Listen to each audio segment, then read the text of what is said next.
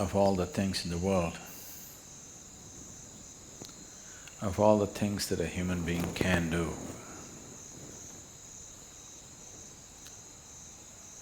why yoga?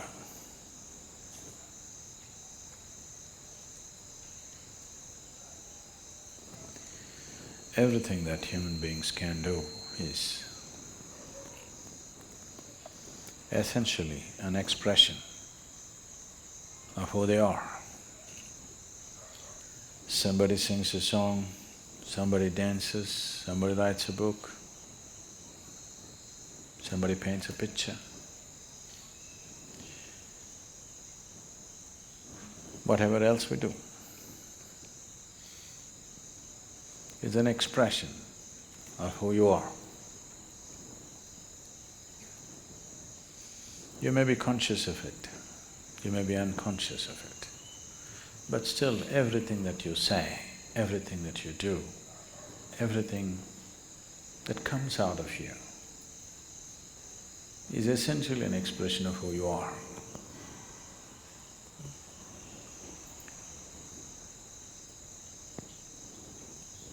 So yoga, in that way, is diametrically opposite to this, because it's not an expression of who you are.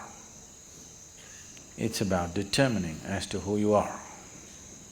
It's about determining as to what you want to be. Changing the very fundamentals of one's existence. Today, there is substantial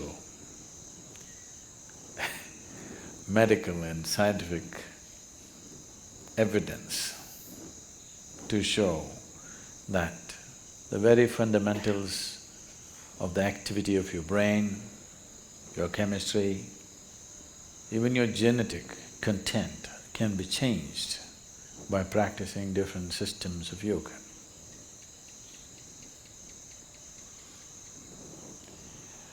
This needed no confirmation because we have always witnessed this. But today there is scientific data to prove this. So this is not an expression of who you are, this is about determining the nature of who you wish to be, changing the fundamental ingredients which has made you who you are.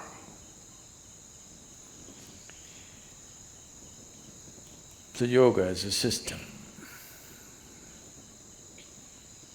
needs much more involvement than any other things that any other forms of things that we do, which are merely an expression of who we are. If you find full expression through any particular activity, it may also leave you somewhat transformed. If you cook with all your heart, some transformation may happen.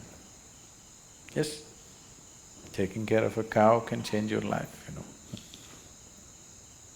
If you sing with all your heart, some transformation may happen. If you dance with all your heart, some transformation may happen. But that is only a certain impact that is happening because of absolute involvement in a particular activity. But essentially that activity by nature is an expression of who you are. It is not determining the nature of who you are. So when we transform our activity, not as an expression of who we are, because who wants to find expression like this in the morning? Definitely not, isn't it? So, it is not an expression, it is a method, it is a means, it's a technology through which you can change the shape of who you are, literally also, otherwise also. You can change the very shape of who you really are right now, that can be transformed. Because who you are right now as a person is a combination of things. genetic material, before that, the karmic substance that you carry. Because of that, you chose a certain womb, so the genetic material. And since the moment you were born, whatever kind of impressions that have gone into you in the form of variety of experiences, situations, thoughts, emotions, relationships, associations, whatever else you have imbibed, all these things make you a certain kind of person. When you say, I am a certain kind of person, what you're saying is, I have this kind of compulsions. When you say, I am this kind of person, what you're saying is, this is the kind of compulsions that I identify myself with, so I am this kind of a person. People, it's a very Western thing, but it's very much there in India today, because a lot of Indians are far more Western than West. If you go all the way west, you come back to India. So they are much more Western than Westerners are today. So people say, I'm a morning person, I'm an evening person. So what they mean is, morning, I cannot wake up in the morning. That means I'm an evening person. I can't stay awake in the evening, so I'm a morning person. Not only that, people… it's going far, some are BlackBerry people, some are Apple people. It's all world is getting divided in so many ways. They're not just instruments that you use and keep it down, you get identified with it.